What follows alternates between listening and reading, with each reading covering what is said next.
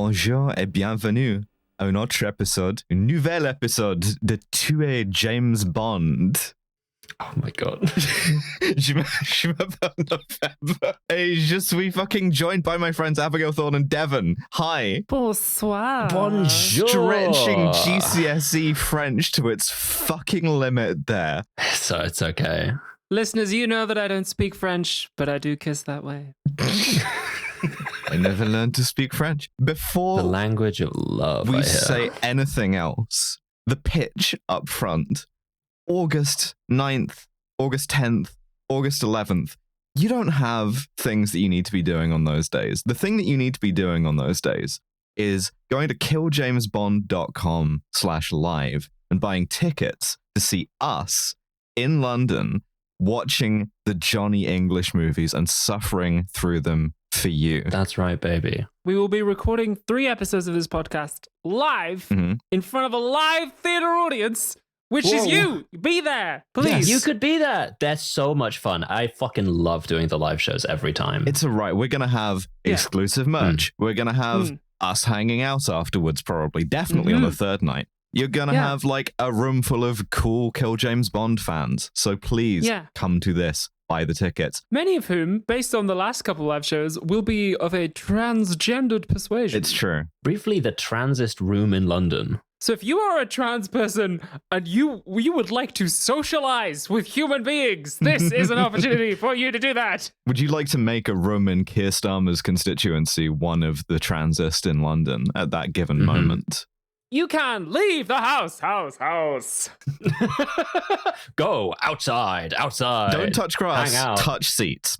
Touch seats at Touch Conway seats. Hall on August 9th, 10th, and 11th. If Touch your keyboard and type killjamesbond.com/live. essentially touch your keyboard and type killjamesbond.com/live into it. Caress your Also, keyboard. like based on the last couple of live shows, some people do be starting relationships at the Kill James Bond live shows. So like, me. buy a ticket, come along, meet someone you fall in love with. You never know. It's true. Imagine if you met your future partner at the Kill James Bond live show, and then like listening to Kill James Bond was kind of like a thing that you did together. Yeah. Wouldn't that be cute? Wouldn't that be so sweet? Doing the kind of Tina Belcher anxiety noises. Also, if you can't make it to the actual thing, we have a live stream you can buy tickets for. Don't worry about that. Fucking forget about that. No, shut up. Be there. Yeah, but like try to make it here first of all. Like just if you're like in America or something, you know? Yeah. First of all.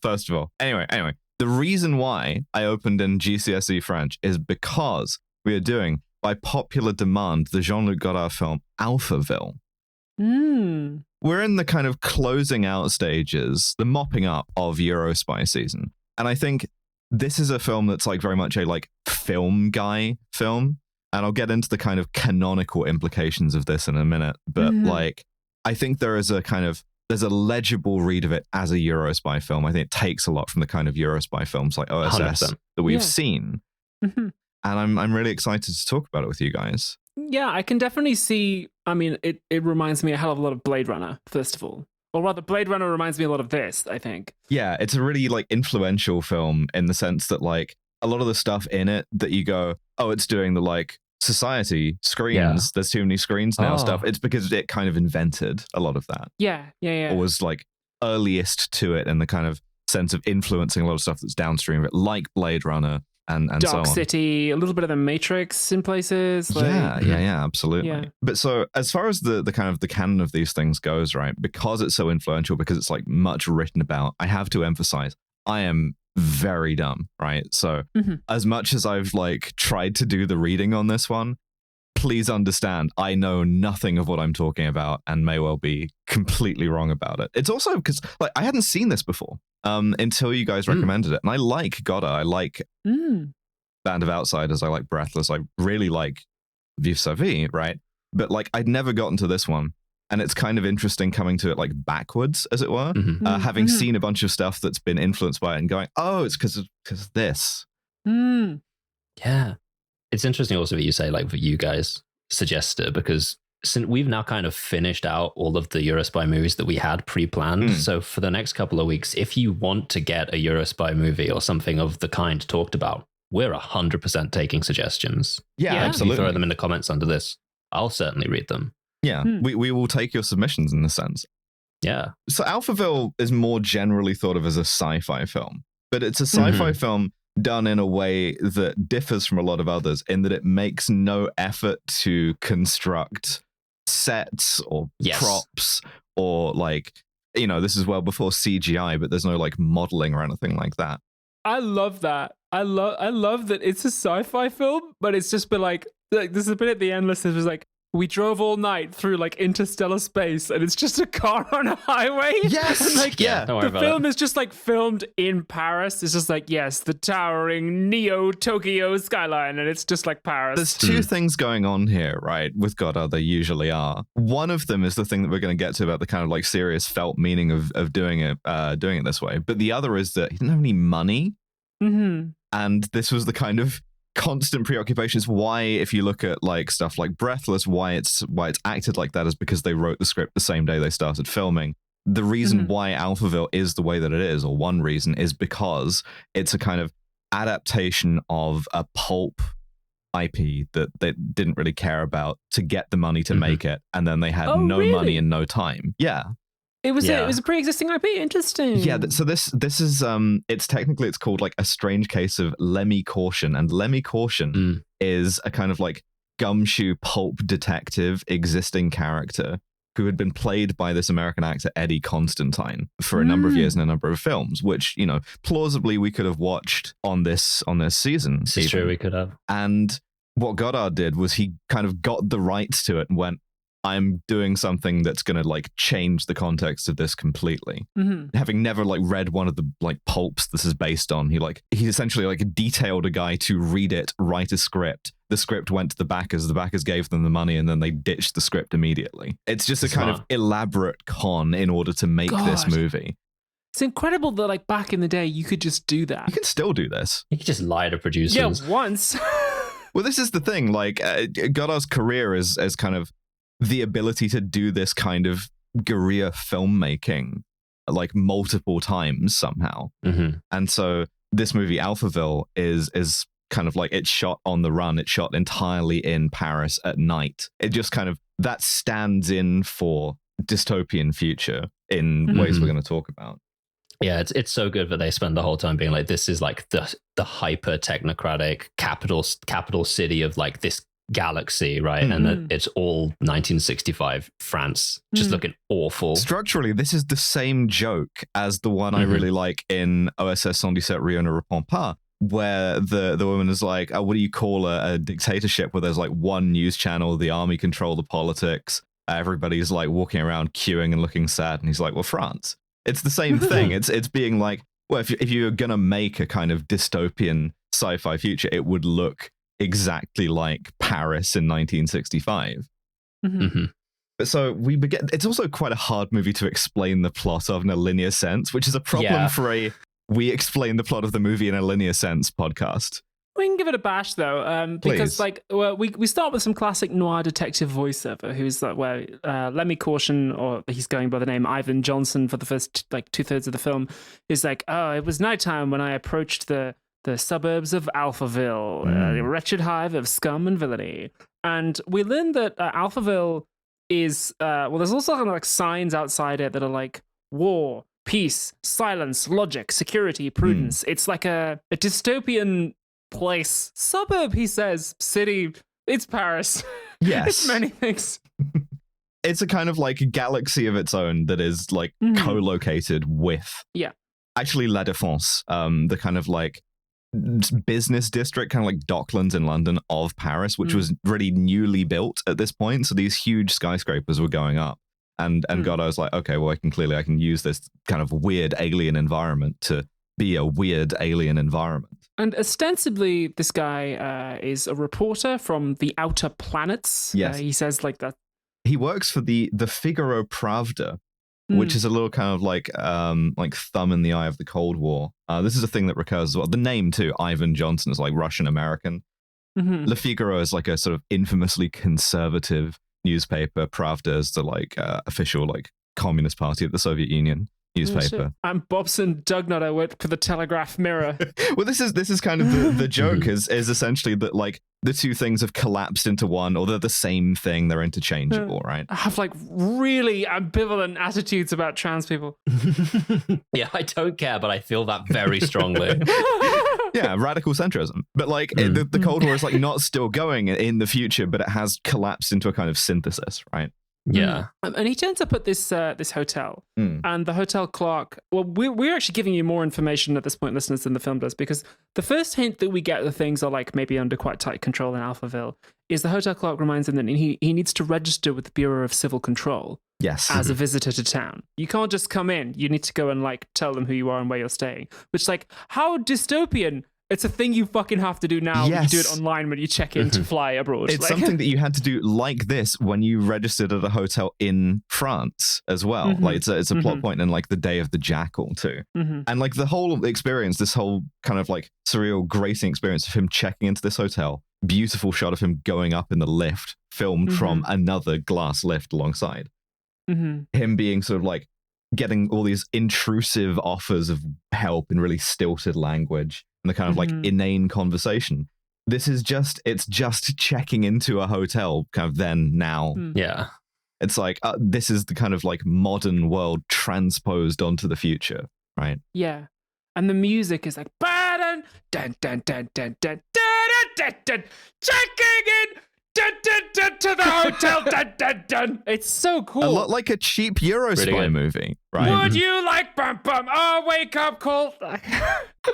Further to that, he gets into the hotel room, and much like the rhythm of every James Bond movie, right? He gets into the hotel and the location. Someone tries to kill him. Like a guy tries to attack him. Whoa. Settle on. Hang on a second. Because first of all, he's walking to the hotel room, and the entire time he's got a woman stood next to him, walking with him, going, "Are you tired? Would you like to go to bed?" Just like over and over again, just saying things to him, calling him sir the whole time. Like he's not really responding. 3 or 4 times someone tries to take his luggage, and he like really raises out of the way of them. Yeah. Also, the hotel room itself is fucking gorgeous. It's beautiful.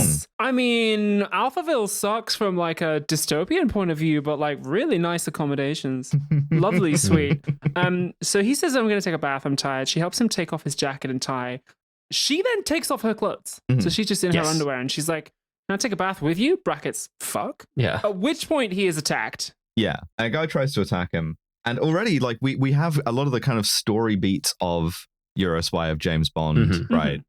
We've got like sex and violence and kind of like glamorous location, kind of. Yeah. It's a really interesting detail where as the goon is attacking him in the bathroom, the lady is just in the bath just bathing herself. Yes. She's not faced by this responding. asshole. I am fascinated by the way this film depicts violence, right? Which is that a lot of the time it just doesn't, or it depicts it really badly. And again, not to do the thing of like, you don't enjoy it on as many levels as I do, right? But it's always this thing with Godot where it's like, is it done this way because it's done on the cheap because it's trying to say something? And the answer is always both, right? Yes. It's like partly it's because they didn't have the budget or the expertise to shoot like really convincing fight scenes, but partly it's because the way in which these are filmed in stuff that actually does have that budget is not that convincing already. It's ridiculous. Yeah. You've heard us talk about the fight scenes this season. Yes. Like, it's hard to make a convincing one. Even Bond, like Bond throwing the like toaster into a guy's bathtub and like electrocuting him is ridiculous, and it bears as little resemblance to like actual violence as this, where they're just kind of like flailing at each other and like obviously not even hitting each other, and there's weird jump cuts and shit. Yeah, they sort of flail. Like the guy chases him through 3 consecutive glass doors, which is very funny. And then like Lemmy just shoots them twice, and he leaves, and like he just like closes the door, and they just don't talk about it again. Yeah, like it's very much just like that happened. Huh? God lets you know that this is meant to be silly, because as this is happening, the music is like boop, boop, boop, boop, yes. Like it's like weirdly jolly. Kill this guy. Yeah, it's like taking the piss slightly. Anyway, at this point, the lady gets out of the bath, and Johnson slaps her across the face for no reason. But Bond, classic Bond shit. Like, you strip the conversation that might occur out of that, and you just have kind of, it's like dreaming a James Bond movie, right? Or a Eurospy movie. Yeah, it's a really good description, actually. Every beat is there. Yeah. It's just... It's pastiche, or more specifically, what it is détournement. But I'll get to that. And he says, "Who are you? What's your deal?" And she says, "My name is Beatrice. I'm a level 3 seductress." Oof, I'm like, oh, nice. They've significantly raised the level cap on being a seductress since the 60s. So you can get a much higher level in seduction now. But back then, that was really good, you know? Yeah, back then it was a 3-tier system. It's interesting that the only other Godard film we've talked about in this podcast is Vive sa vie, a film about sex workers. Because now I can get to say, it's almost a bit like Jean-Luc Godard has a bit of a thing about women and about sex workers specifically. Yeah. This will not be the first time I make this observation about this movie. This exchange also made me wonder, what is a level 1 seductress? Oh, just like glory really hole. not good at it. Yeah. Yeah, just rubbish. Like, hey, do you want to fuck? And it's like, okay.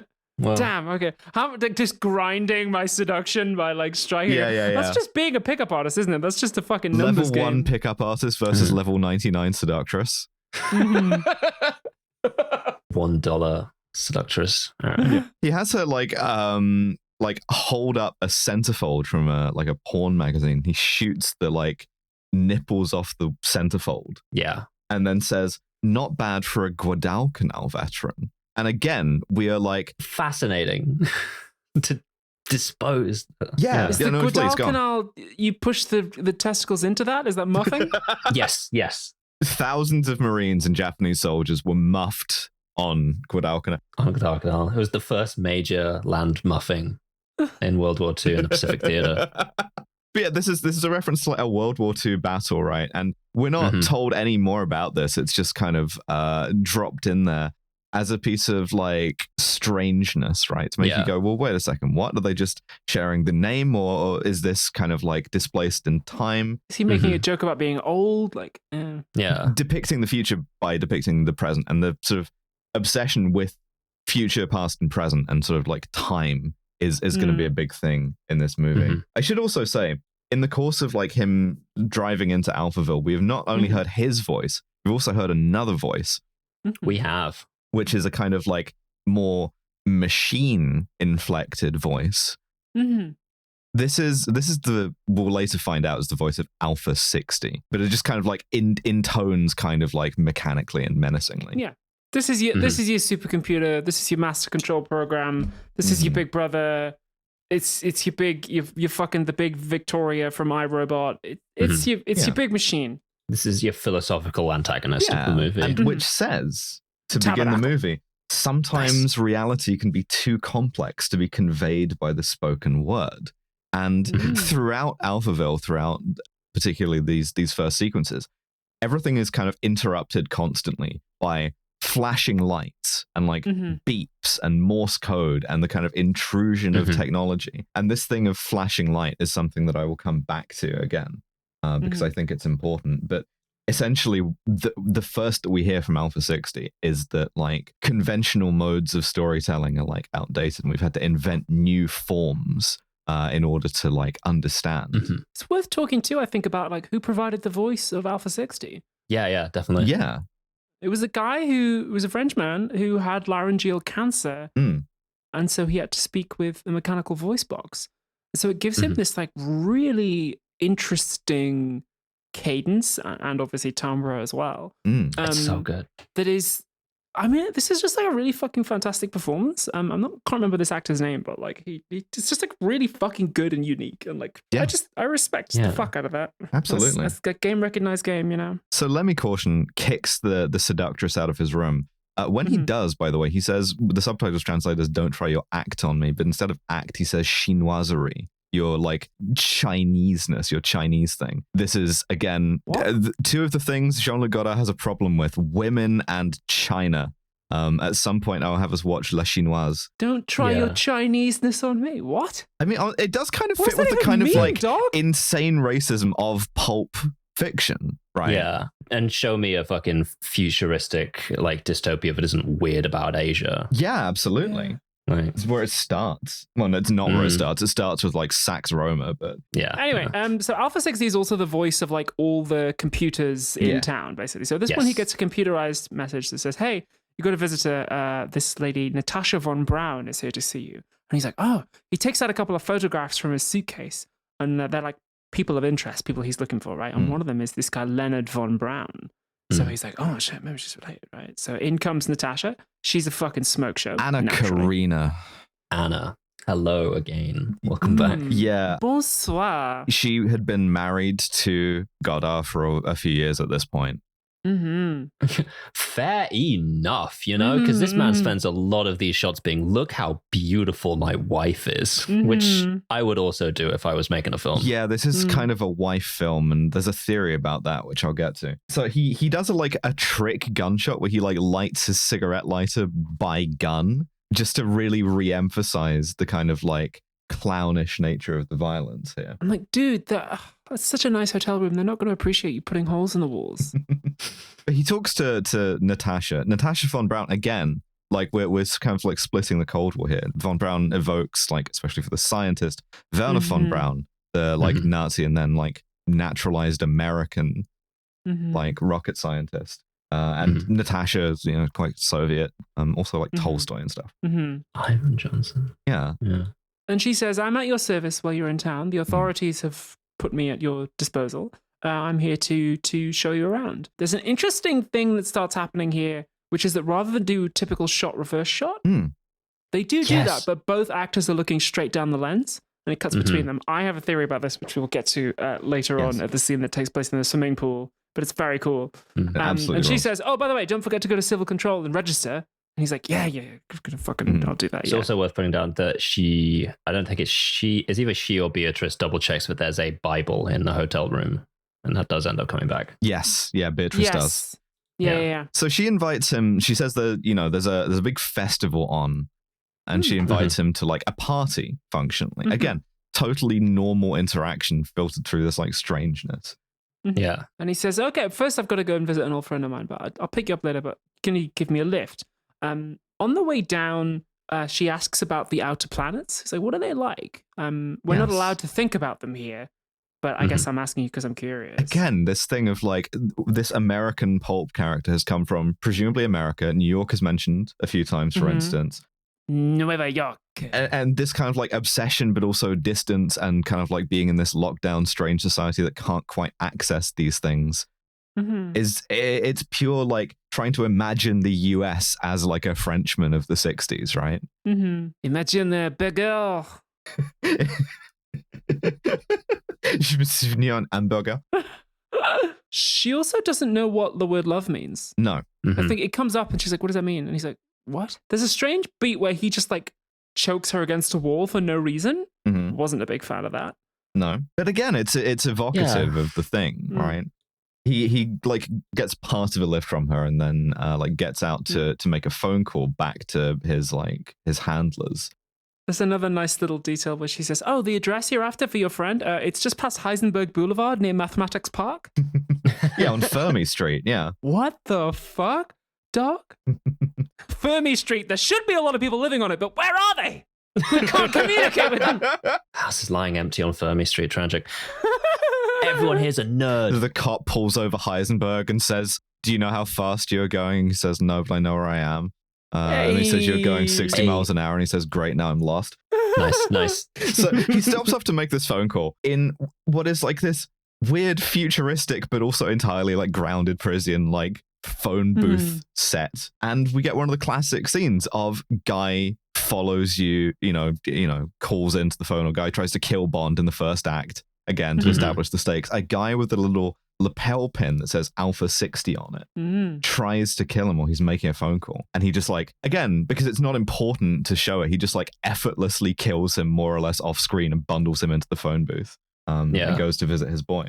There's also a really nice moment in the car on the way there when he asks Natasha about Professor von Braun. He's like, is Professor von Braun, is he your father? And she goes, oh, yes, he is. And he goes, oh, so where might I find him? Also, what is he like? And she goes, oh, I don't know. I've never met him. And it's we've seen there's photos of Professor von Braun around the town, on everywhere, the walls. like Hitler or Stalin, Yeah. Or King Charles III in a school. And so we've established this as a man of some importance, but the way that she says, I've never met him is a really interesting way of establishing that there's something sinister about Alphaville. That's she has never met her father. she has no idea what he's like, and that is like just something that's apparently totally normal. She doesn't seem like it's not the way that somebody now would be like, I actually never met my parents or I was adopted or whatever. She doesn't say it that way. She just like says it as if it's the most fucking normal thing in the world. Just like, I've no idea, I've never met him. So he goes to this very grimy hotel, the L'Étoile Rouge, the Red Star Hotel. Dropping some more communism in there, where his friend is a kind of like washed up alcoholic who is being like ruthlessly exploited by the proprietors, who straight up tell him when he gets in, he has to like get a loan of money to get his key back, and the guy stops him in the doorway, having handed him his key, right? And is just like, kill yourself. Yeah, he generally goes like, hey man, why haven't you committed suicide yet? Yeah, because we need the room back. Like, yeah. And this is Dixon, who we establish is like an old friend of Johnson's / Caution's.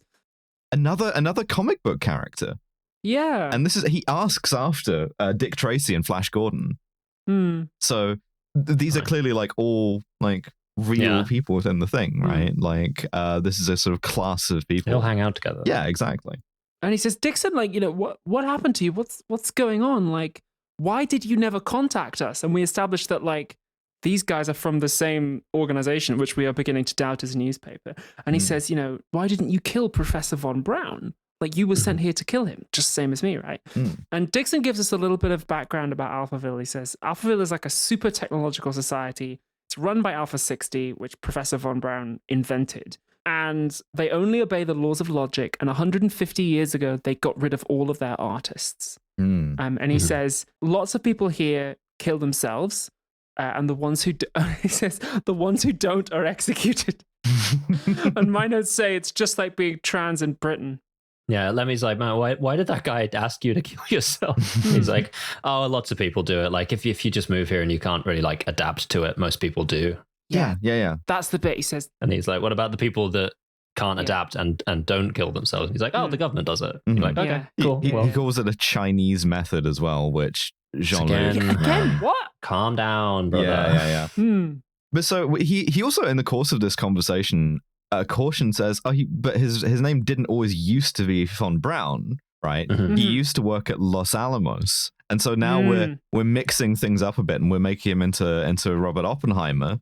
Yeah. And all of these things have been like transposed and like mixed up a bit. Went by the name of Leonard Nosferatu before he was Von Braun, and I really good. Also, the whole time throughout this, we're cutting in more like flashing lights, right? In particular, and in particular, a set of flashing neon signs which show E equals MC squared and E equals HF. So special relativity, quantum mechanics.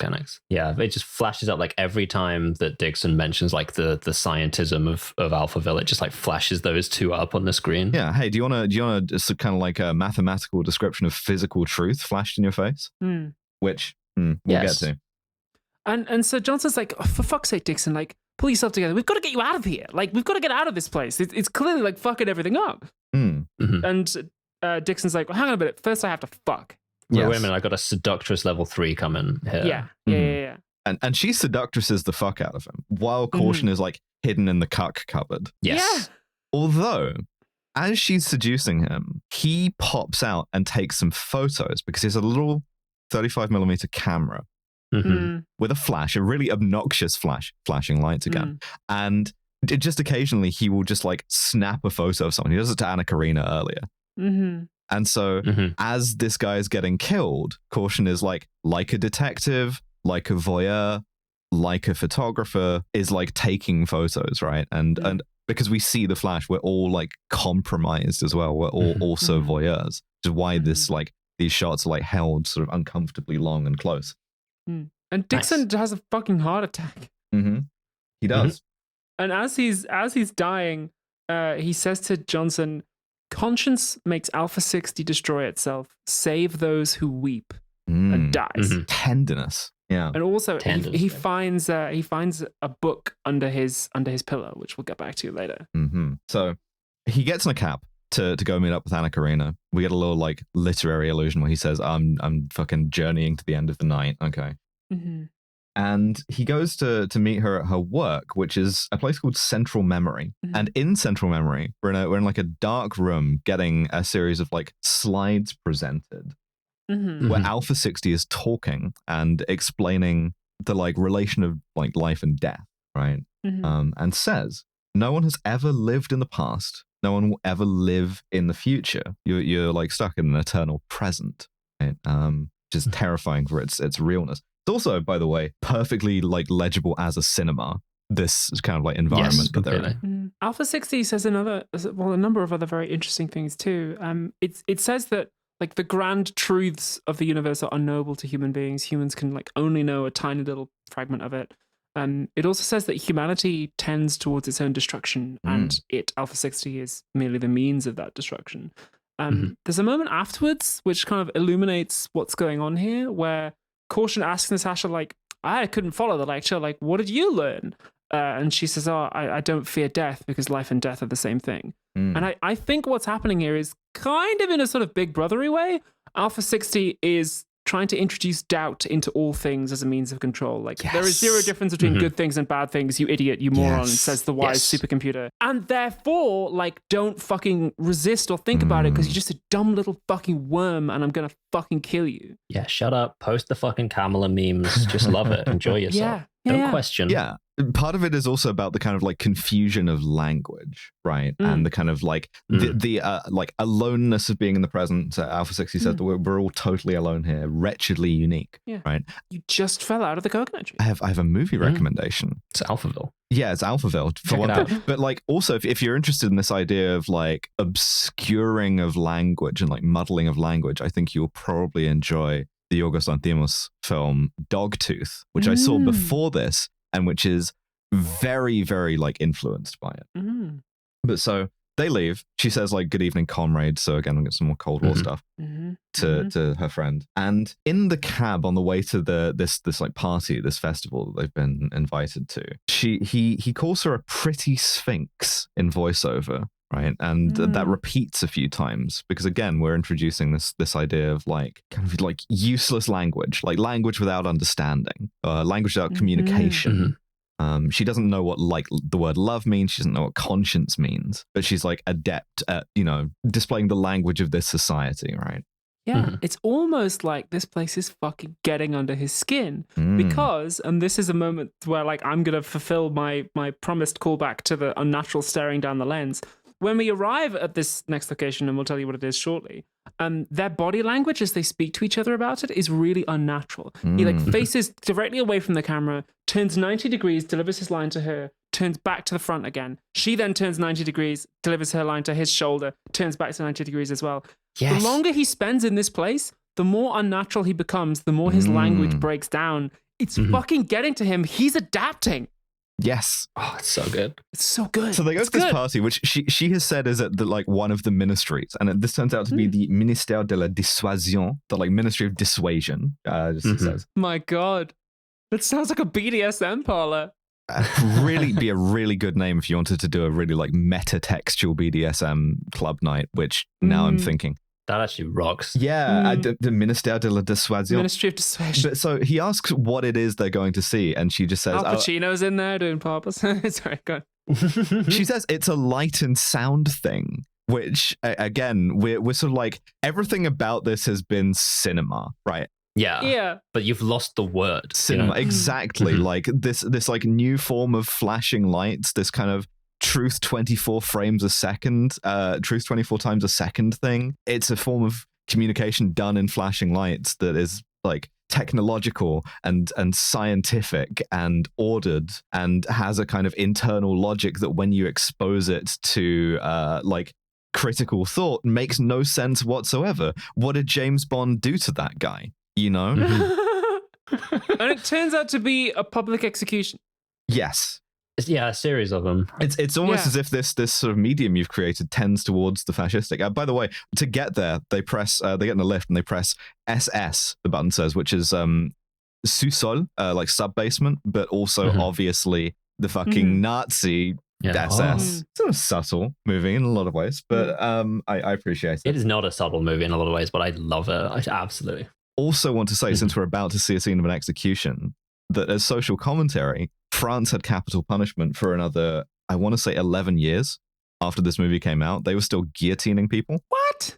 Yeah, for real. Like the last guy Until they executed was in the in the 70s. Like, again, this is the thing. People don't know a lot of the time. Guillotine remained the official method of execution in France until the death penalty was abolished in 81, although that doesn't necessarily mean that they were killing people by guillotine in 81. Yeah, I think last execution was 77 or 79. The final three were in 76 and 2 in 77. Yeah, so... Wow. Again, this is the thing. People don't know that France was like as repressive and as fascistic as it was post-war. I guess like Emily in Paris has done a lot for the sort of reputation of the nation. It's like nobody asked what she was doing in Paris. A glamorous fashion place, like the city of love, rather than like the city where we were executing people by guillotine until 1977. The city where the police were like, machine gunning Algerians into the Seine, and that was the thing that happened in the 60s. So like this is something that Godard engages with allegorically, but it's not something that made it into the kind of like popular understanding of France, which I think is a great shame. So this light and sound thing, Lemmy asks if he can take pictures, and she shakes her head yes, which we'll sort of get to. As in she shakes it from side to side, and it means yes.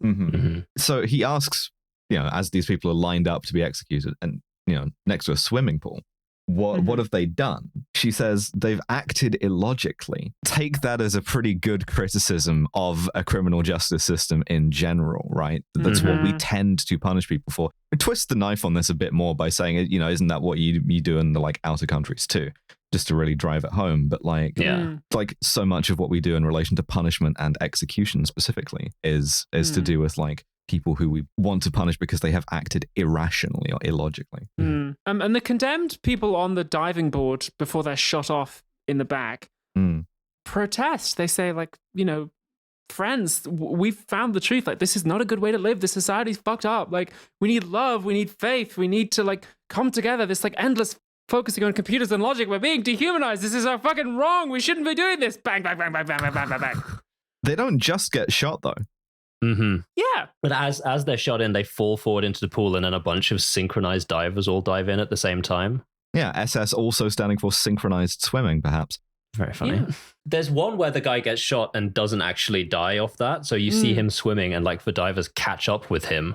And it's sort of a what does James Bond do to that guy moment. I think they have knives. I believe so, yeah. But again, synchronized swimming, like the sort of like fascist calisthenics, the desire for like order and synchronization and becoming more like a machine. Yeah, they just they fish the body out of the pool and administer the coup de grace if required. By the way, the entire film is in black and white, so we don't see the bloody water. You just have to fucking imagine that, and obviously can't help but imagine that. And fucking how is that movie in black and white, baby? Mainly black. It's mostly black and white, and it's shot mostly at night, and like Godard instructed his cinematographer to only use like the available light. Like there's no additional lighting set up, so it's all like fast for the time films push processed to try to get some sort of like image out of them, and it's so high contrast. And the whole point of the movie is like the harsh lines between black and white, right? So like the whole film, just like the visuals of it all comes together to push this message forward. Yeah, beautiful. You could imagine the night one cinematographer weeping. Please, let me see something. Night two, he doesn't turn up. He goes home. Again, with the sort of double meaning thing, if you can't afford a spotlight, right, you get fast film and you just hope for the best. But also you're like making a statement with it. So on the way out, he follows Professor von Braun out. Who's here, by the way. Yeah, and he's been watching the executions. Doesn't say anything to his daughter. He's just here. And he bundles him into a lift to try and talk to him to separate him from his security. And von Braun doesn't really like engage with him at all. And Lemmy gets captured. And he gets beaten, but he gets beaten in the sense of like he is pushed from off one side of the screen off onto the other.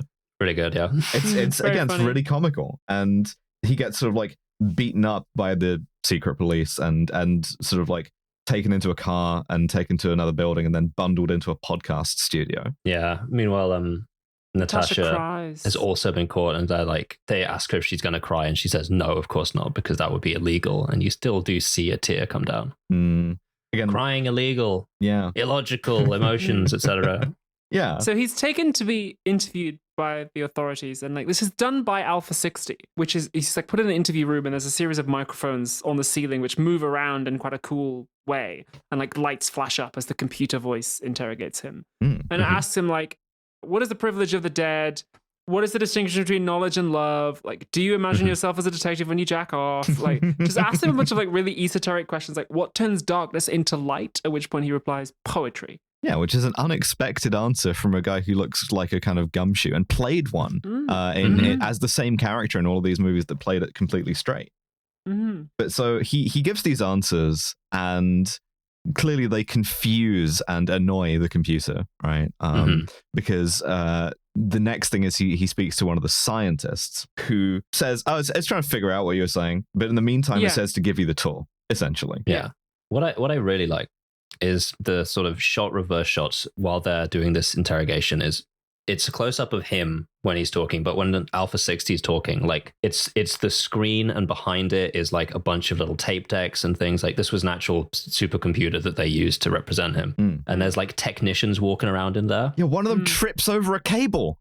And it's like the fact that those technicians aren't like characters, they're like parts of Alpha 60. Like it's interesting to me. Yeah. And the fact that one of them like visibly like trips is great because it's like, this is a completely logical society and there's a guy tripping over his shoes. Yeah. I'm sure that Goddard did not intend this bit, but the scientist that he speaks to looks exactly like Andrew Tate, which is extremely funny. Yeah, you said that to me before I watched this and I did not see. Spits Andrew Tate. Yeah. Are you afraid of sparkling water? Drinking fucking still water is illogical.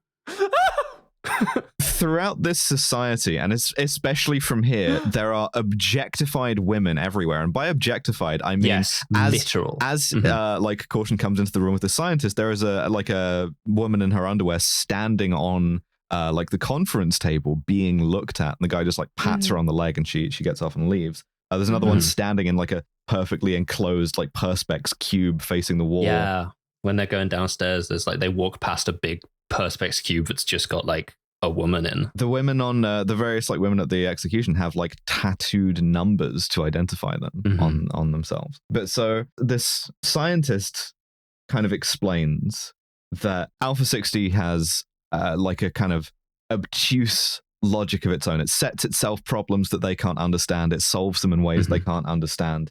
He's taking him through down into like a very loud control room where like there's a bunch of tape decks and reel-to-reels running. Yeah, during that period, he asks about Leonard Nosferatu, who was like the previous head or something like that. And they're like, he no longer exists. He was expelled to the outer countries. We have Professor Von Braun now. Yeah.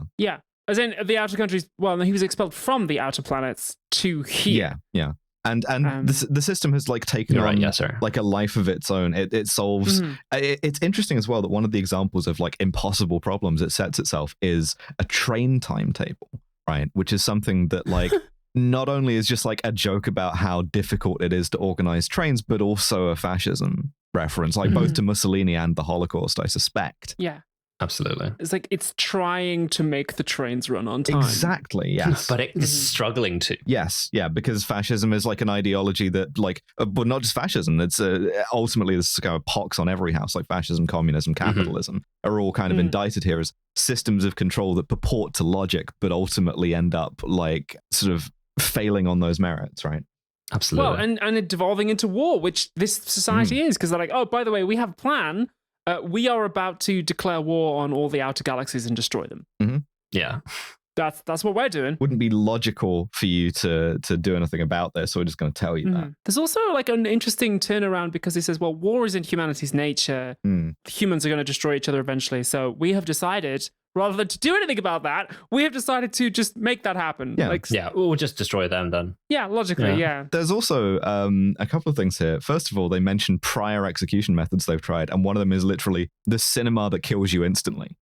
They used that as a mass execution method when like the first like refugees rolled into Alphaville as it was becoming a scientist utopia. Is where they were like, we had a theater set up where you would get electrocuted halfway through a movie and all the seats would like rotate like Professor Evil's shit to like drop you into a fucking incinerator below. Absolutely. I don't know. I think I'd notice if people went to the cinema and then never came back. Do you remember that thing that's like killjamespunk.com/live if you would like to be electrocuted and dumped into an incinerator. Please touch your hand to the metal plate. Yeah, no, do you remember that thing that's like, because a computer can never be held accountable, a computer must never make a management decision? Yeah, I remember that. I think I might be the only person left who does. What Alphaville has done effectively is to invert that so completely that what they're left with is, because a computer can never be held accountable, only a computer should be allowed to make a management decision, right? It's very evocative of a lot of stuff around AI as well, right? Where it's like, this is, its processes are deliberately obscure to us, right? But we trust that they're logical, so we're just going to do whatever it says, however like inhumane or ridiculous it is. It's funny the degree to which, like, going back to these Euro spy movies, like watching movies from like the 50s and 60s and 70s, you're like, oh, every problem is the same problem still. Like, they're all still so current, even though this is like a black and white movie from the French New Wave. Like, yes, yeah.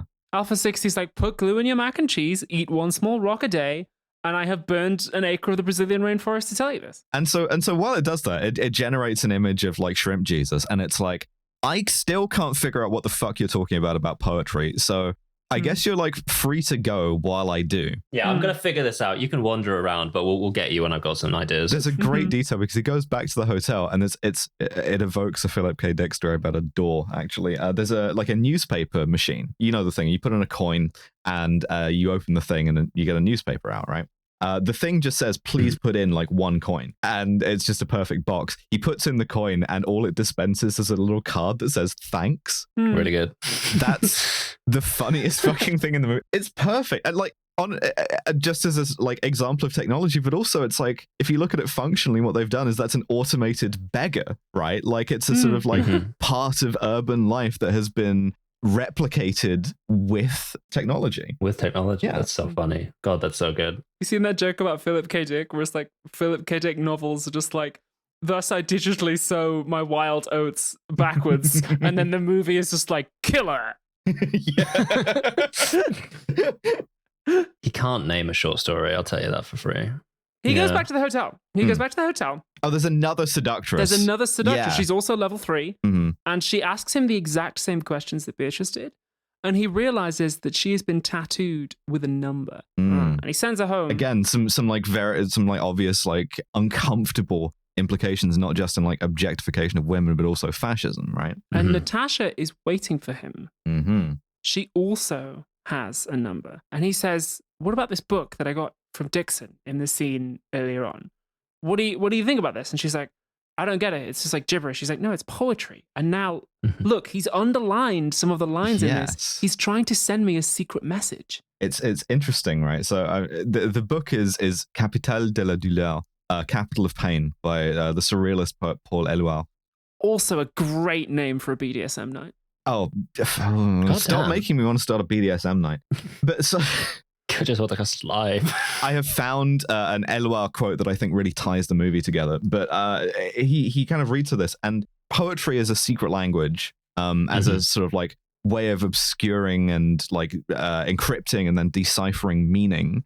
It's something that like she gets the concept of secrets, right? And we know that this is a city that like has spies, that sends spies out into the world to try and destabilize. We know that he is one, right? But like, the concept of trying to contain a secret within poetry for artistic reasons is foreign to her. She lives in this world, like if you apply this to cinema, right? It's like if you try and decrypt meaning from cinema, you can either kind of do it as a like a film critic, as someone who is coming to it from a sense of art and like poetry and meaning in that sense, like Lemmy Caution would, or you can do the way she does it, which is the kind of cinema sins ding, right? Where she's like, well, that doesn't mean what it says, therefore it contains like tactically useful information. She's like, the Jedi are the good guys. That's what it's meant to be. Soul is good. Everything he did in the series was fine. Why is it woke? And one of the lines, one of the sort of like false quotations from the Capital of Pain is we live in the oblivion of our metamorphoses, right? Which is interesting, not just in the sense of like moving from like past to present to future, or in the sense of like men being changed, which is another one, but also like spies, right? Like the identity of spies being mutable. or actors. They get to the word conscience, and like she's like, Yes. what the fuck is conscience? What the hell does that mean? I'm gonna look this up in the Bible. I was sure this was in the Bible. She gets the Bible out of the hotel room, and as she starts looking at it, by the way, a bellhop comes in to deliver their food, and he like swaps the Bible out in her hands with a new edition. Yeah. And she looks through and he goes, there's no conscience in here. Okay, no one here knows what conscience means anymore. Oh well. Yeah. 1 lump or 2. She just immediately forgets it, and her next question is about just like goes the straight tea. back to like dinner. Yeah, fuck it, whatever. They have breakfast sitting orthogonal to the TV, Oh my god. sitting very uncomfortably on the arms of the armchairs instead of like on them. So that they're in the shot, right? It's a forced thing to maintain perspective. But also because it's making it fucking unnatural. The fucking TV is right there against where they're eating, and like it's so zoomed in that you can only see the table and the reflection of the table in the screen. And I went, whoa, screens! Anything else, you would be like society.jpg. Yeah. But he fucking got to it first, so he's allowed. This is the first society.jpg. This is the one that they were all aping afterwards. Yeah. So she's looking through this Bible, and he kind of cottons on that this is a dictionary. And she says, oh yeah, they change it all the time. Over the past 2 or 3 months, some words I was very fond of have disappeared. And she like kind of toys with this word conscience. She actually misgenders it grammatically. I mean, she calls it le conscience, and he has to correct her. But this, if you've read George Orwell, you'll recognize this is kind of exactly what they describe in that Newspeak dictionary. Yep. It's cool. I think he asks her about the like poets, and she says, wait, no, hold on. I'm trying to remember if this is the bit where she says that like, oh yeah, by the way, Alpha 6 is just using its spare capacity to like lightly oppress poets, but it sometimes uses them because it finds them like interesting. I think this is that point. Yes, it is. She does say that. Okay, well that's fine. We can just leave that in then. Keep my confusion. She says like, I've heard of like people who write nonsense before. Frampton's effect or whatever. They sort of exist in this thing on the edge of town, this zone on the edge of town. Alpha 60 allows them to write nonsense and occasionally executes them. Contrived to fit into the mold of a podcast. Fun. Just in case they write something useful. Yeah. And she also, at some point, she asks why, which we have established is a forbidden word. People in Alphaville are not allowed to say why. They're supposed to say because it's all about logic. And he says, you just used a forbidden word. She's like, no, I didn't. And he says, Natasha, where were you born? And she says, in Alphaville, obviously. And he goes, that's not true, is it? You were brought here when you were a little girl by your father, Professor Von Braun. Do you remember that? And she's like, oh shit, yeah. And he's like, so where are you from? I'm like, Tokyo or Florence or New York? And she goes, New York, I remember that. And she says, I remember like Snow on Fur in Broadway. And he's like, there you go. You're not fucking from here. You've been fucking brainwashed. You've been adapted. You're doing weird body language shit and sitting on the arms of chairs and reading the Bible as a dictionary because the fucking computer's got in your brain. And you don't know what love is, and it's not the same as fucking. And now the police are here. Yeah, he's like, she's like, oh, I know love. It's like when you have sex, and they're like, no, that's sensuality. This is different. Yeah. Love is something else. It says love is when there is one smile for the two of us, which I thought was beautiful. I love poetry, man. They fall in love by virtue of her defining love, right? Pretty good. Her like making her definition of love. One of which is light that fades away, light that comes back.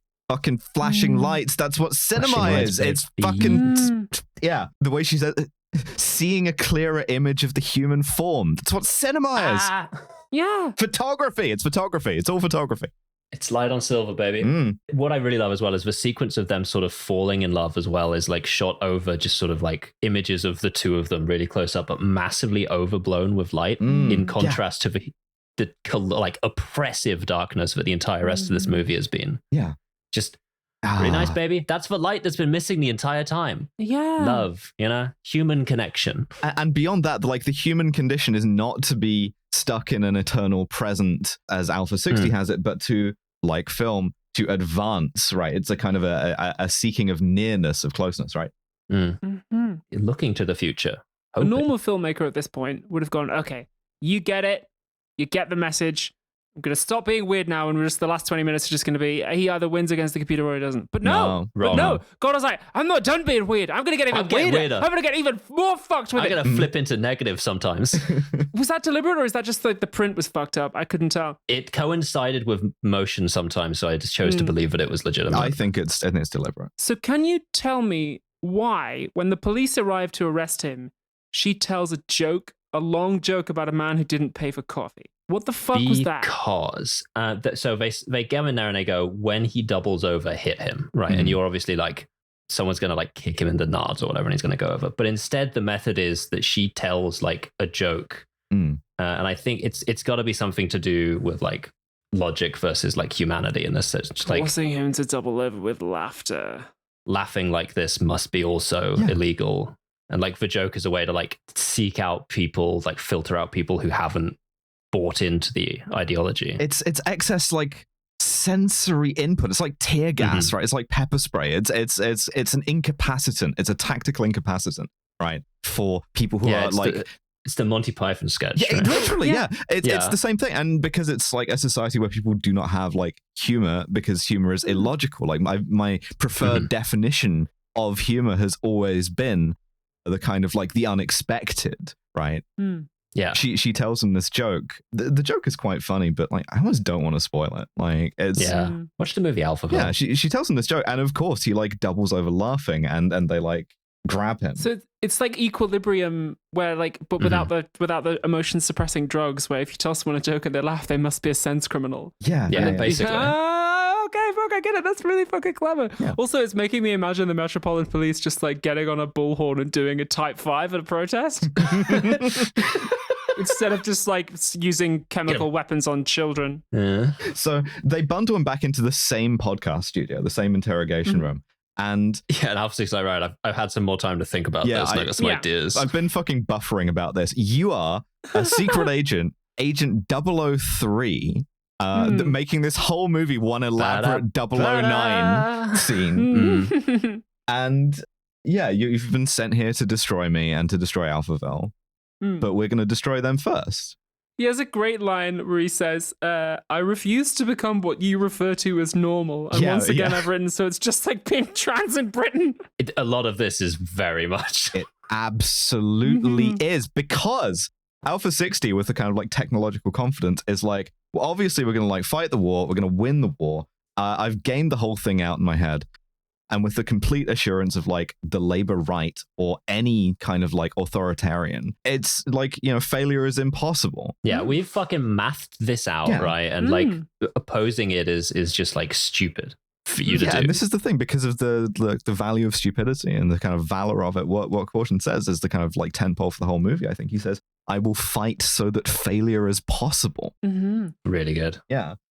And Alpha 60 is like, it's kind of a paper tiger in this sense, because it's like, you can't fucking get out, the door's barred anyway. But because just breaking through the door would be illogical and cinematic and filmic and contrived, he just fucking kicks the door down. Yeah, because they haven't taken his gun. Yeah, he's just like, actually, it's all right, I got a key.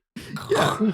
They haven't taken his gun because they were like, well, obviously he's not going to fight because that would be illogical. And it's just like, no, I'm going to fucking do it. He just walks out and fucking like domes all three of them off with the gun. It's like, all right, well. It's actually like shockingly violent as well. We see like blood coming from like their heads and stuff. And again, all shot very, I would characterize this strangely, dispassionately. Yeah, absolutely. He asks Alpha 60 a riddle, which is comprised of some of the lines from the poems that were underlined earlier on. And we see it like beginning to consider this. Yeah. Poetry. Yeah, you hit it with the fucking... the logic bomb is what it is. And there's another one of those coming on, because he gets down to the lobby. God, I've forgotten the word for that. Carry on. Paradox. Motherfucking paradox. There it is. Natasha is being like dragged away. So he has to pursue her in like classic detective fashion. And there's a car chase. And in the middle of this car chase, he just like perfectly whips the car around and starts reversing. And the cop cars chasing him do likewise, which is a perfect like, oh, well, it's like so illogical that they have to follow it, Yeah, that's so funny. That doesn't quite happen yet, though, because first he steals a cop car to go to Professor Von Braun's house. He does. Oh, great. The way he kills the... Yeah. Oh, classic pulp shit. Yeah. Yeah, when he arrives, shocking, like he's got the cop at gunpoint and then gets out of the car and he's like, don't go anywhere. And then shoots him dead and goes, now I know you'll keep your word. Because inside. He meets Professor Von Braun inside the big computer room. And he says, I'm going back to the outer planets. Come with me. And then Professor Von Braun's like, well, if you stay, we'll put you in charge of a whole galaxy because we have a new weapon that makes nukes look fucking pathetic. Metal Gear. There's like a really long pan over like a big room-sized computer, which was a real computer, I think. Mm-hmm. Yes, the Bull Gamma 60. Yeah, fuck yeah. They were like playing Snake on that shit. They only sold 20 of those, but they're real. The whole keyboard, like, again, like lots of like flashing lights with very invasive noises. Dials and shit. Yes. Yeah. So cool. Like tapes going back and forth. And the professor's like, men like you will soon be extinct. And he goes, maybe, but I do also have a gun. And he shoots him. Yeah. He goes, well, here's the thing. I do fear death, but I deal with it kind of every day, man. So like, whatever.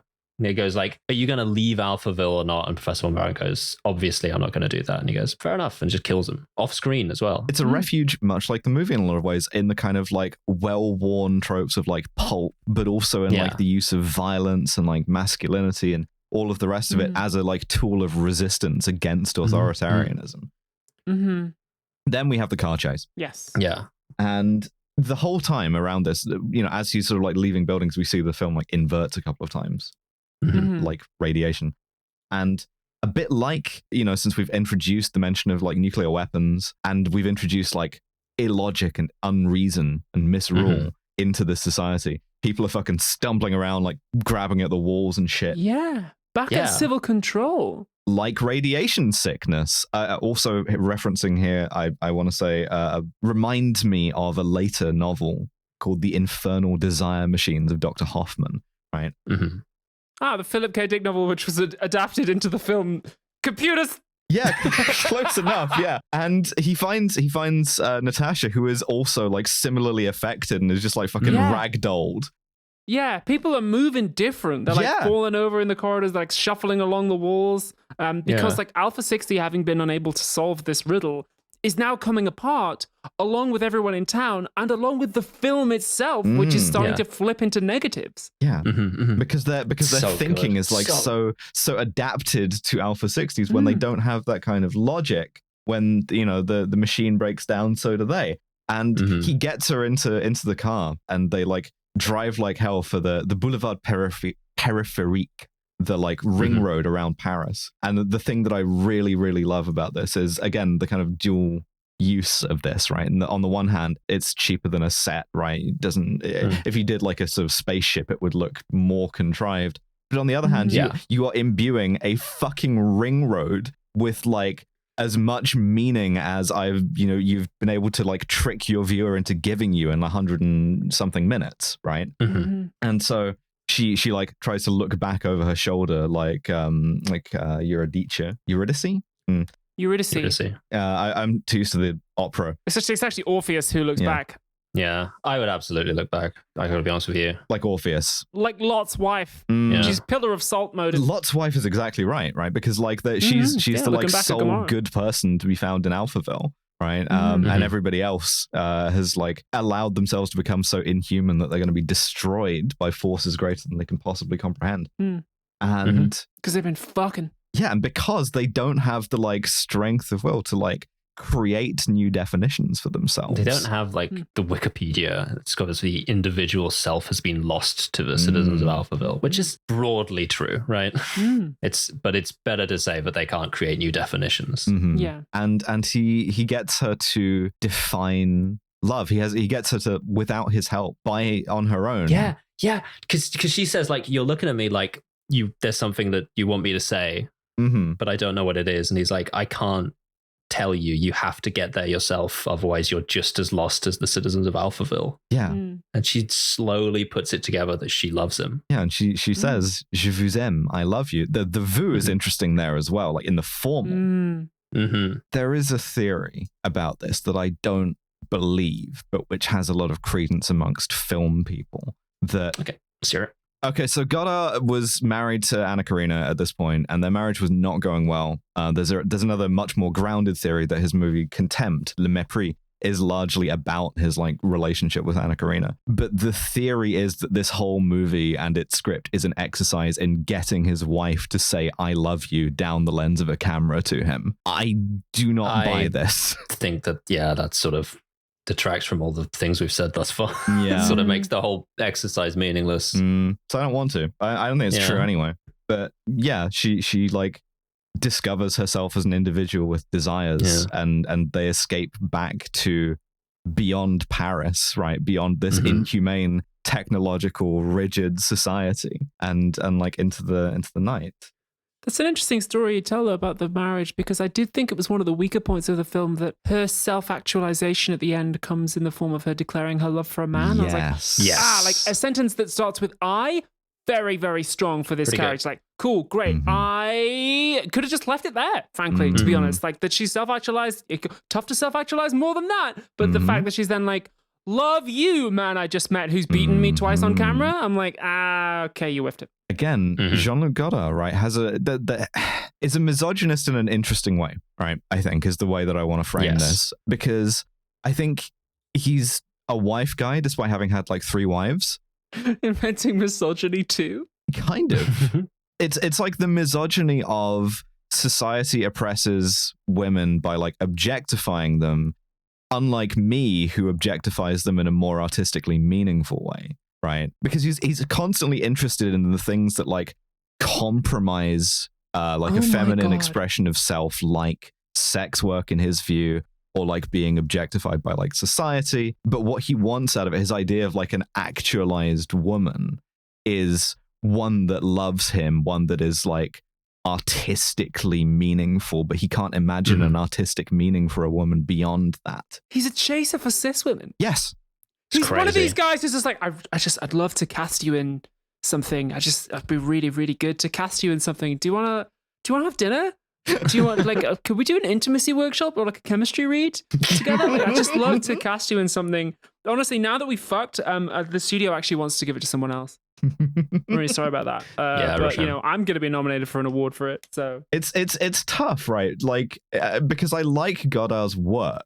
Coming so close to libel, and then backing away. You're fucking flying very close to the radar on this one. No. The thing is, I like and I admire Godard's work, but like, again, this is a woman that he met like when she was like 10 years younger than him, who, you know, maybe he like made his muse, but in a way that was like deeply conflicted. And I as with Vive sa vie, and it's something that we didn't really get the chance to get into very much when we talked about it, because I was too busy screaming about how much I liked the like cinema shots and how hot Anna Karina is and how much I want to look like her. I'm just kind of like, this isn't great either, right? And the fact that Alphaville of Godard's films does maybe the most to suck itself off about like truth and beauty and like art and meaning makes it kind of more apparent. Do you know what I mean? Yeah. Yes. But of course, we 3 supercomputer galactic brains can actually objectively rate this film. That's true.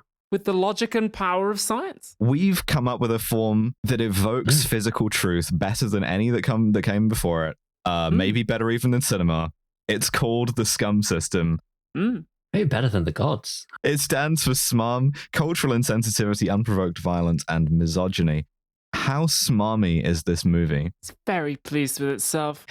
It is pretty pleased with itself. It's a difficult question because every fucking film is about cinema. Yes. That, like, the first film was about a train, and every other film subsequent has been about making movies. Or about being transgender, or about 9/11, yeah. Or yeah.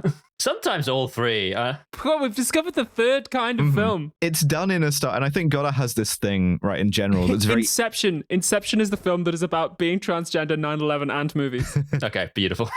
It's like very easy to take the piss, right, because it has a sort of determined pose of like earnestness, right? Yes. It's the same kind of thing that, like, if you remember the old like Stella Artois ads, that's like, difficult French foreign films where it's like, people talking to each other in rooms in black and white and not looking at each other and saying very portentous things. That's just they only mean Godard, right? It's quite an unfair characterization of the new wave, because he was a lot unlike a lot of his contemporaries, but like much like the sort of like facts of the production, it has to be 2 things, right? It's both very earnest and also very knowing. And I think in that sense, it's like smarmy. Yeah, absolutely. It's like a high smarm score, but in like 2 different senses at once, you know? It's like a fucking quantum superposition, but anyway, like 5. Yeah, I feel like we give it a lot of points for smarm, but also take some back for sincerity. Cinema sins ding 5 points. I might be a little harsh. I was going to go 4 because it is smarmy, but it also means it. Like, I don't think he's being pretentious and pretending to have deeper thoughts about cinema than he does. I think he means it. Could go 4 or even 3. I mean, like I said, the points kind of don't matter, right? Like 4. it's a kind of 4? Yeah, 4, yeah. 4, sure. Mm-hmm.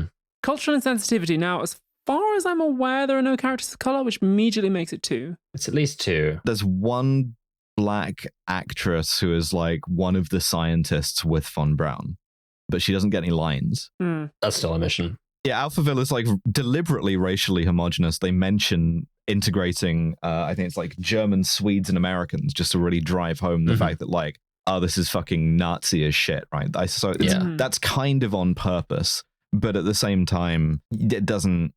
Like the whole thing is to establish weird shit about the Chinese. He as literally well, says to Alpha 60, like it's impossible to like destroy an entire race, to like put genocide as the highest peak of like something that is illogical and impossible, but like is done allegedly for logic's sake, right?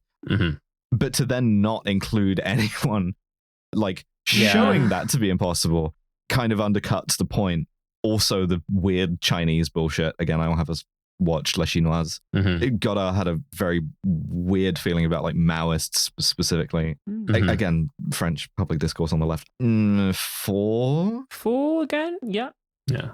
Well, we're all Dreyfus facades here. Unprovoked violence. This one's going to be a little tough. He does execute that cop, but at the same time, he was a cop. He does? There's very little unprovoked violence. I disagree. I think you have to go higher. I think you have to say that unprovoked violence, and by unprovoked, I think you could also read illogical, is presented by the film as like the key tool that he has to resist, right? That is true. Breaking down the door and killing everyone is like how he wins. Even from the first moment when the guy tries to jump him, which we later find out is like a psychological test, he gets the wrong answer by just killing him. It's the first thing that he does in town that really throws off Alpha 60 is to just fucking kill a guy. It's sort of like not uncritical exactly, but it absolutely valorizes that kind of thing. Yeah, I think you're right. Actually. I think at this point, we've seen a lot of films that like do unprovoked violence without commenting on it. I think this is one of the first, besides like, I don't know, Rambo, to be like, unprovoked violence is a societal good. Like, and to say that with its whole chest, I want to give it a 7. Like, no, I could go 6 on that. Yeah, I think it's because it also says love is nice. Yeah, you've taught me around on it. Yeah, okay, I could go 6. Fine, let's do it. 6. 6. Sure. 6. Now, and misogyny. It's going to be high once again. Yeah, it's going to be high. It is. Because it's the misogyny of like being alive to other forms of misogyny, of being alive to like objectification of women and like advertising or like inequality in sex work, right? Being like, well, but there is a kind of masculine, like forceful emancipation from that is like artistic and truthful and meaningful. Yeah. I mean, there aren't any female characters in this that aren't sex workers. Yeah, and that any woman would like immediately like construct her own desires around, right? Which is part fucked. of his heroic unprovoked violence is just like slapping and choking women. Also, to cast Andrew Tate in the movie. Yeah, come on. You can't be giving him the work, yeah. Get him out of here. I think I don't think it's discounting, although it might literally be in the sort of numerical sense, to say that we can forgive it some misogyny for being aware of other misogyny, if that makes sense. What do we think? This is true. In the same manner that like sincerity takes away from smarminess. But I think you're right, Fem, that he's just like, oh, misogyny is very bad that when other people do it, but when I do it, it's like artistically cool. I'm like, he's a chaser for cis women. Yes, yeah, he absolutely is. That's the best description of like. It's terrible. It's terrible how the government treats you. What does that dick do? Like it's sick. Not like, much. What does that dick do? Brackets pussy. Like he may be the only real like white knight there is. Yeah, is this society bothering you, Queen? What that pussy do? That's crazy. Does it shit? Does it love? Do you think of yourself as a woman when you masturbate? Just like to a cis woman? Yes. She's just like, I do. Like, Yeah, I do actually. 6? Yeah, I'd say 6. All right. This is a really high scoring film for something I like. That gives it a total score of 20. Yeah, no, I loved this movie, but it's an objective fucking measure. Yeah, it's a really good film, but it is it is as bad as Thunderball. There you go. Well, I don't remember Thunderball. Well, in that way, it represents a kind of victory, right? Because in trying to use the like beats of James Bond or Eurospy, right, what he's done is hit perfectly the values numerically of James Bond. It's why it needed us, a James Bond podcast, to come and look at this like a James Bond movie and be like, you have made something that's more like a James Bond movie than I think even you intended to.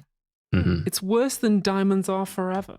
That sounds insane, but... That sounds completely mental, but I can't... Listen, I can't lie. It's logic. The thing that I wanted to tie this together with, right, about sort of like co-locating the thing and doing sci-fi without any like sort of sets or props or whatever, is I found a line from Paul Eluard that says, it's about religion, actually, but I think it works very well here. It says, there is another world, but it is inside this one. And I think that's the keystone for understanding Alphaville, right? I think that's the way you like pull it all together, and the way that you understand like some of Godard's view of cinema and like cinema in this, right, is that it's all within the stuff that there already is. There's nothing new under the sun, and so in that sense, giving it a score that's entirely congruent with the stuff that it's using to make that point, it doesn't reflect what it is, and I think in that way, this is the first thing to like really challenge the scum system as a kind of like part of film criticism, as kind of a mechanical exercise. So I'm really glad in that sense that we've done it that way. We're all going to be walking weird after we finished recording the podcast. We're going to be like shuffling along the walls. Yeah, hanging off the wall. Oh, shit. No, I'm really grateful that you showed me this film, because it's certainly a very like interesting film. And I feel like I appreciate films more having seen this. Oh, I'm really glad. Criticism notwithstanding. Yeah, absolutely. I had such a good time with this. I had such a good time. I'm so grateful to the Hogs for suggesting it, you know? Yeah. Which is why I'm going to apologize to both of you and the listeners for what I'm going to make you watch on the bonus feed next. Well, before you announce that, I think what we tend to do here is we try to keep the separation here. So if we're being really sensible on one feed, we find that we can get very silly on the other. So our last free episode was very silly, and then the last bonus was very sensible. This was a very sensible free episode. And what have you got for us, Abby? I have selected a film that is offensive and bad. Mainly offensive. It is the Mel Gibson comedy What Women Want, which is about a guy who accidentally develops the power to hear women's thoughts. Hell fucking yes. I can't wait. If you can't wait either, subscribe to the Patreon, buy tickets to the live shows, buy tickets to the live streams if you can't do that. Thank you for listening, and we will see you next time. Bye, everyone. Bye.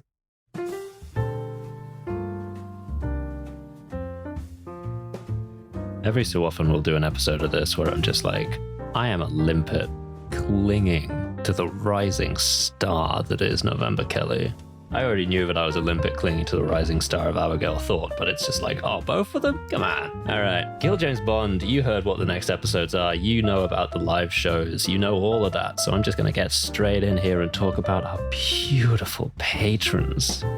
Patreon.com/killjamesbond. It's a great hangout spot where all the coolest guys are, and the very coolest, the creme de la creme, are our £15 and above patrons, and those are Gilded Dragon, Lo Bjornsdotter, Candy Fox, Freya Aloysius, Gustavo Lira, Jack Holmes, Jordan Gammy, Nick Boris, Mike Berg, Hannah Oberhart, Naoto Mori, George Rohack, Kentucky Fried Commie, Drone Lover, Yarrick, Melody Moro Gonzalez, Live Free or Cry, Labor Delenda Est, Jay Martindale, Trip, Tarp, Library Hitman, Max Gemainhard, Mothman, Kit Divine, Jonathan Gerd, Beef Crime, Jack Drummond, Stazykins, Mia, Science Daddy, Lyndon Rose, May the Victoria Roth, Anne Hedonia, Rosie Can't Fail, the Nina Skathaj, Claire, The Project, Lexibomb, Forrest L. Novell, Beth Lucy Stab, Some Sort of Silly Canadian Creature, A Trans Robot, Loretta Mazurf, The Cunty Mannequin in the Third Row, Captain Haddock, Style Icon, Ash, not Florida. Cayenne Belladonna is examining a Horus Minotaur.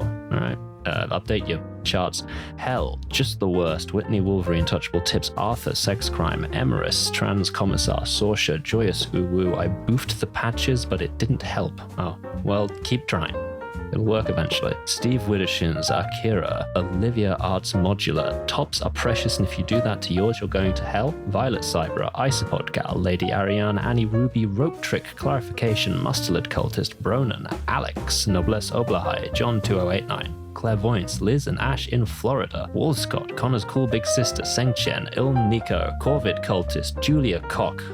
It's probably not Cock, it's probably like Coke or something like that. Quinn Valeri, Al Irving, Philippa Smith, normal again, Finn Ross, Wolfie is normal, Robert Greensmith, Cariat, Loz Pycock, Mega Combi, Abigail, Misidentified, Lemon, Pandora Hex, Turfs Eat Shit and Die Alone, Emily, Queen of Sloths, Josh Simmons, Lauren Bastin, Off to the Protest, I'll Pick You Up on the Way, Zoe Shepherd, and Talkative Tiger. Killjoy's Bond is November, Abby and Devon. Our podcast art is by Maddie Dobchansky. Our website is by Tom Allen. Our producer is the wonderful Mr. Neighbor Thay, and I did that out of order and I got confused. I'm gonna go have a sit down. I'll see you on the bonus feed. Love ya. Go to a protest. Go to a protest. Go to the most extreme protest you can go to.